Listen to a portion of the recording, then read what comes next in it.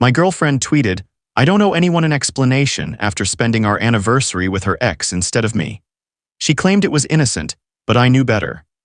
So I retweeted it with photos of her packed bags and a caption that read, "Neither do I," right as her belongings hit the curb for the whole neighborhood to see. Hey viewers, welcome to the channel. We are just starting and your support means a lot. If you enjoy these stories, please consider subscribing and help us reach our first 1,000 subscribers.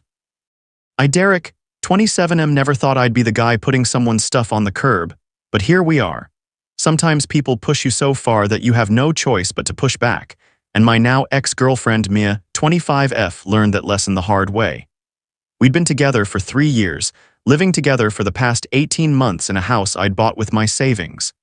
Mia moved in after losing her job and promised she'd contribute once she got back on her feet. That was a year and a half ago, and she was still between opportunities while I covered rent, utilities, groceries, and pretty much everything else.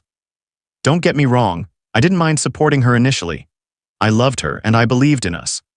But what started as temporary help became a permanent arrangement where I was essentially funding her lifestyle while she spent her days on social media, hanging out with friends, and apparently reconnecting with people from her past. The problems really started about 2 months ago when Mia began mentioning her ex-boyfriend Ryan, 26M, more frequently. She'd bring him up in casual conversation, talking about funny memories they shared or mentioning that she'd seen his posts on Instagram. At first, I thought nothing of it. We all have history, and I trusted her completely. But then she started defending him when I made offhand comments about how their relationship had ended badly.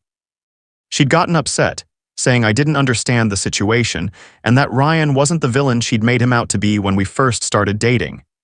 She claimed she'd been unfair to him and that she was seeing things more clearly now. This was strange because when we first got together, Mia had painted Ryan as controlling and manipulative. She'd told me stories about how he'd isolated her from friends, monitored her social media, and made her feel like she couldn't do anything right. She'd said leaving him was the best decision she'd ever made and that she'd never go back to someone who treated her that way. Now, suddenly, she was rewriting history. Ryan wasn't controlling, he was just passionate about their relationship. He wasn't manipulative, he was trying to help her become a better person. Every negative story she'd told me about him was now reframed as a misunderstanding or her own fault. The first real red flag came when she asked if it would be okay if she met Ryan for coffee to clear the air between them. She said she'd been thinking about how their relationship ended and wanted to apologize for some things she'd said and done. She framed it as personal growth and closure. I wasn't comfortable with it, but I didn't want to be the controlling boyfriend who couldn't trust his partner. So I said yes, with the condition that she be transparent about their conversation and that it be a one-time thing. She agreed enthusiastically, thanking me for being so understanding and mature. The coffee meeting turned into a 3-hour conversation. When Mia came home, she was glowing in a way I hadn't seen in months. She talked about how good it felt to clear the air with Ryan, how much they'd both grown as people, and how healing the conversation had been for both of them. But then one coffee meeting became regular contact. Mia started texting Ryan frequently, and their conversations seemed to energize her in a way that our relationship no longer did. She'd laugh at his messages, stay up late texting him, and generally seem more invested in their friendship than in our relationship. When I expressed concern about the frequency of their contact, Mia accused me of being jealous and insecure. She said I was trying to control who she could be friends with and that I was being hypocritical since I had female friends. She made me feel like I was being unreasonable for having boundaries about her relationship with her ex. The gaslighting was subtle but effective. Every time I brought up my concerns, Mia would turn it back on me. I was being insecure, I was being controlling, I was being unfair. I was projecting my own issues onto their innocent friendship. She'd remind me that she'd chosen to be with me, not Ryan, and that I should trust her judgment. I started doubting myself. Maybe I was being unreasonable. Maybe I was letting my own insecurities sabotage a good relationship. Mia was skilled at making me feel like the problem every time I raised concerns about her behavior. Things escalated when our 3-year anniversary approached. I'd been planning something special for weeks, dinner at the restaurant where we had our first date, followed by a weekend getaway to a cabin I'd booked months in advance. I was excited to celebrate our relationship and maybe even have a conversation about our future together. But 3 days before our anniversary, Mia dropped a bombshell. Ryan was going through a tough time and needed support. His grandmother had died and he was struggling with the loss. He'd asked Mia to spend the day with him and she'd said yes. I was stunned. Our anniversary was important to me and I'd made it clear how much I was looking forward to celebrating together, but Mia was prioritizing Ryan's emotional needs over our relationship milestone. When I pointed this out, she accused me of being selfish and lacking compassion. She said a good partner would understand that sometimes people need to be there for their friends, even if the timing isn't convenient. She made me feel guilty for wanting to celebrate our anniversary when someone was grieving. She promised we could celebrate the next day instead, as if our anniversary was just an arbitrary date that could be moved around. I tried to compromise. I suggested she spend the morning with Ryan and then meet me for dinner, or that we move our celebration to the weekend but still acknowledge the actual date. But Mia was adamant that Ryan needed her for the entire day, and she couldn't put a time limit on supporting a grieving friend. The night before our anniversary, I couldn't sleep. Something felt wrong about the entire situation. Ryan's grandmother's death was convenient timing, and Mia's insistence on spending the entire day with him felt excessive. I found myself questioning whether she was being entirely honest about the situation. On our anniversary morning, Mia left early to meet Ryan. She was dressed up more than usual, wearing makeup and an outfit I'd never seen before.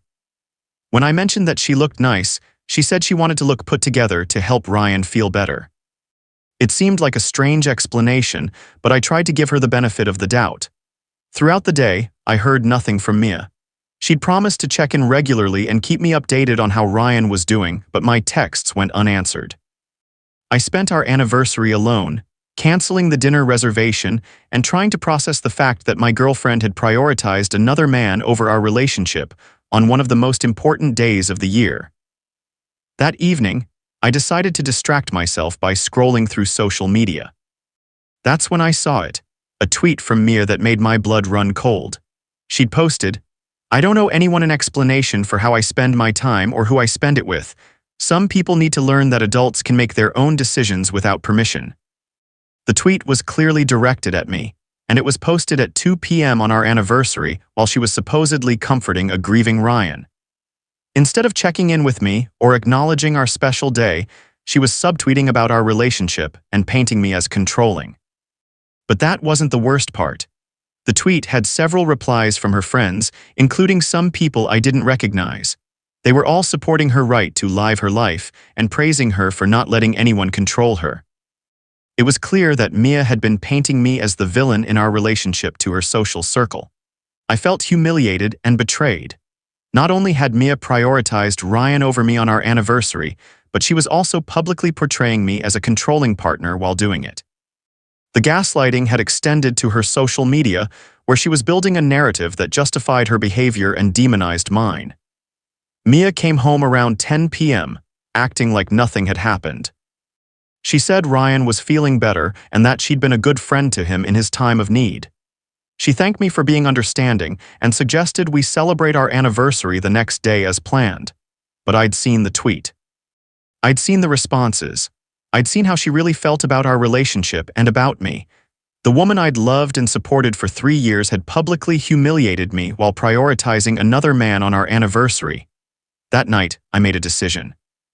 I took screenshots of Mia's tweet and the responses, including several from people encouraging her to do what makes her happy, and not let anyone hold her back. I also noticed that Ryan had liked the tweet, which confirmed my suspicions about the nature of their relationship. While Mia slept, I began packing her belongings. I was careful and methodical, making sure to include everything that belonged to her. I wasn't destroying anything or being vindictive. I was simply preparing to end a relationship that had become toxic and one-sided. The next morning, I woke up early and moved all of Mia's packed belongings to the front yard. I arranged them neatly on the lawn, making sure nothing was damaged or missing. Then I sat down at my computer and crafted my response.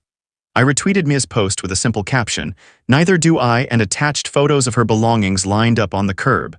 I tagged her in the post and added, "Adults can indeed make their own decisions."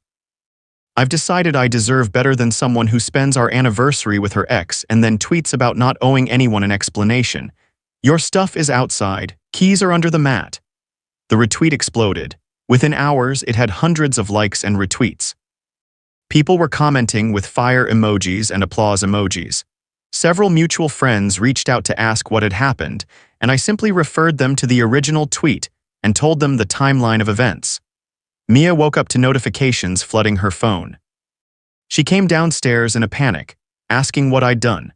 When she saw her belongings on the lawn, she started crying and screaming about how I was being cruel and vindictive. She said I was embarrassing her and that I had no right to put her business on social media. I calmly pointed out that she'd been the one to put our business on social media first. I'd simply responded to her public statement with my own public statement. If she hadn't wanted our relationship drama aired publicly, she shouldn't have started airing it publicly. Mia tried to backtrack, claiming the tweet wasn't about me and that I was being paranoid. But the timeline was clear, and several people had already connected the dots. She'd posted about not owing anyone an explanation on our anniversary while she was with Ryan, and now she was facing the consequences of that decision. She begged me to reconsider, promising that she'd cut contact with Ryan and focus on our relationship. She said she realized she'd made a mistake and that she wanted to fight for us. But it was too late.